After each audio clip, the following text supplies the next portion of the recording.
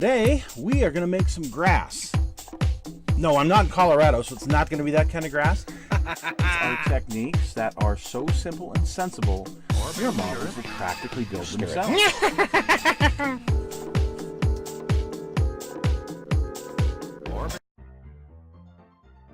Hello folks, it's Mad Dog Merv. Today I am on my way to East High School in Salt Lake City. Yes, you may have heard of East High School before. It was on the Disney Channel as part of High School Musical. You remember that whole saga, that whole group of movies? Well, I guess they're going to come out with a fourth one finally. That's what I hear. But anyway, East High School's been around a real long time. And today we're going to take a look at the old original building and when it was built, why it was built, all those kind of things. So stick with us, folks, and let's learn a little bit about Salt Lake City's East High School. The Salt Lake City High School was established in 1890 in the downtown area of Salt Lake. At that time, the population of the city was around 45,000 people. Over the next 20 years, the city's population swelled to nearly 100,000. The decision was made to build an additional campus for the high school on the east side. In 1912, the cornerstone was laid, and within 2 years, the magnificent new building was opened, high on the hill at 1300 East and 800 South. You can see in this picture here this great old steam shovel that looks like it's made out of a caboose, which I think is just really, really cool. Actually, I'm not sure where I got this picture, but somewhere in my collection. Anyway, I digress. Let's get back to where we were at. At the time that this building was built, it was known as the most magnificent high school in America.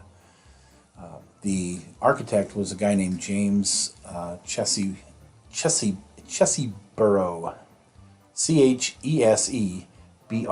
So pronounce it however you will. But he was the chief architect. He was kind of a young fellow. You can see here in these construction pictures, 1300 East, the dirt, 1300 East. That's pretty neat. And the mule teams that are here helping to excavate for the foundation. Here is the actual cornerstone ceremony. You've got a bunch of dignitaries lost to history, who all these guys are. But they're at the cornerstone laying of the new high school. It's kind of neat how they did all that stuff back in the day. So much pomp and ceremony. The original building, it was equipped with a botanical conservatory. And we're just going to scroll through some pictures here, by the way, of the building process. It had a hospital room. It had locker and restrooms for the faculty, which was kind of a new thing, and even a subterranean rifle range. And I've tried to find where that would have been, and well, there's some pictures coming up. We'll kind of show you where I think that it was located. You can see here it is going up, kind of looking to the northwest. Kind of a neat picture. The school opened its door to students for the 1914 school year. 2 floors of the 4-story structure housed a junior high school. Now that's kind of interesting. Within a few years, enrollment was soon great enough to require that the junior high school be moved to a separate campus. Later, in 1952, a separate field house was added. Look at this picture of 1300 East and the mud, the absolute slog that they had to go through. You can see that Sarah Daft home on the left-hand side, and some other buildings, some apartment buildings are on the west side. Off in the distance, a little bit greater distance, is the old Douglas School. So this is really kind of a neat old picture. And here is the building, 99% complete. Absolutely love this particular old picture. Anyway, that field house was added in 1952. We'll show you where. Along with an industrial art classroom space. Here is a picture of the building shortly after it was finished, and man, does it look magnificent. Hey, over the years, several other additions were completed. A science wing in 1964 on the back of the building. a vocational arts building in 71, and a larger auditorium in 1975, and a state-of-the-art gym, the Mickey Oswald Fieldhouse, in 1980.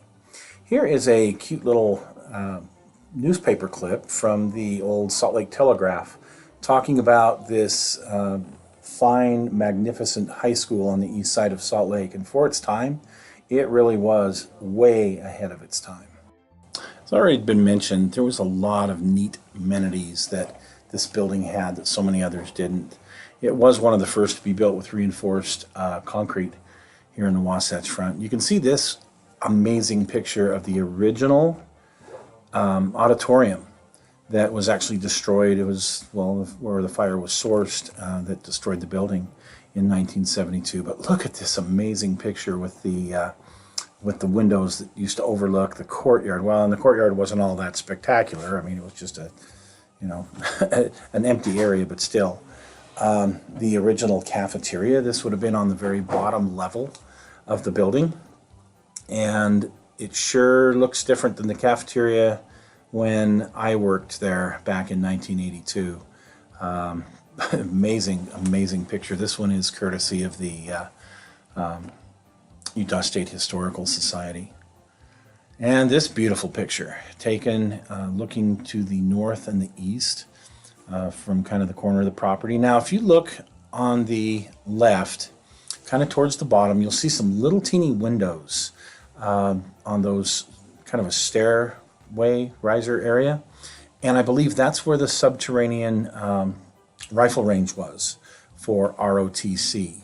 Never been able to prove that, and when I worked there, I would walk around. You can see those windows a little bit more prevalent just above the top of this car in this particular picture. But anyway, I'm pretty sure that's where the old subterranean rifle range was. I love those staircases in the very back that you can see you had to walk up to the second level. That's pretty neat. This was taken, I want to say, in the 1940s, obviously a little bit later, but still before any of the additions were made on the back. I think you can see the 1950. No, I was going to say that's the 1952 field house isn't there. Anyway, this beautiful picture taken from the hill across the street of the original building. You kind of get to take this in. You see the smokestack for the low pressure boiler. That was something strange and unique at the time, a low pressure boiler in a building like this. And this particular picture here, which is really neat, taken from the parking lot east of the building. Now, it was from this area that the fire was noticed in 1972. As I recall, it was a somebody who was a guard from something at the University of Utah who was on his way home. So the building, this fire I keep talking about, the building was nearly destroyed in 1972 as a result of an arson fire. And that arson fire began on the stage in that beautiful auditorium right in the center of the building. They think that it was a former, or not a former student, but a student who had been expelled, and that they had set fire to the curtains. The fire, which was in the middle of the night, pretty much gutted the entire interior of the main building, at least the top 3 floors. But the brick and concrete shell remained intact, and the Board of Education elected to restore the building. And there was a lot of pressure to do so because so many influential people had gone there over the years. That was rebuilt about a year later. The next September they had classes in the building, but some of the rooms were not quite finished, and they had pretty much put up these temporary walls. And I remember hearing stories how you could look down the hallway and see these paper-thin walls that were temporary being put up. Anyway, it was kind of a sad chapter in East High School. Such a beautiful interior in that building, and it was completely destroyed. The auditorium, they decided to rebuild that to the south of the end of the campus, and it was much smaller. It wasn't nearly as magnificent as the original auditorium, but definitely for the time it was updated And you can see from some of these pictures, there was a lot of books that were smoke damaged. When I was there, I remember there was places you could go into the building and still smell smoke from the fire that had been well over a decade earlier. I also remember some of the furniture that was scorched.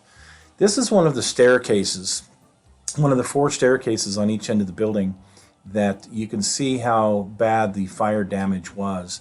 These were encased, and there was a door that went to these. You could never get into them unless you had a key. So you'd open that up and look up there. It just looked hideous. Here's one of the original doorknobs from the original building, and you can see this particular door had been painted red, East High School colors, but beautiful, beautiful doorknob. This was salvaged when they tore the building down in 1994. And you can see the ornate Salt Lake School East High on this doorknob. Anyway, for safety and seismic concerns, they decided to rebuild the building in 1994. That's when the work began on demolishing the old building to make way for this new building. The Science Wing, Vocational Education Building, and the 1952 Field House were razed, and this new 4-story building was erected in its place. East High has been home to many influential Utahns over the years. Scott Matheson, who was governor, the 12th governor of the state, his son Jim, who's a congressman, Jake Garn, who's a senator, Stephen Covey, Russell Nelson, who is the president of the LDS Church, Roseanne Barr, Pulitzer Prize winning Wallace Steiger, he went there, and James Irwin, the 8th man to walk on the moon. East High was in the world spotlight in 2006 when Disney decided to make what was called High School Musical and filmed on location there at East High School. Since then, there was a sequel and even a movie, and now there's a little mini-series going to be released on the Disney Channel about East High School.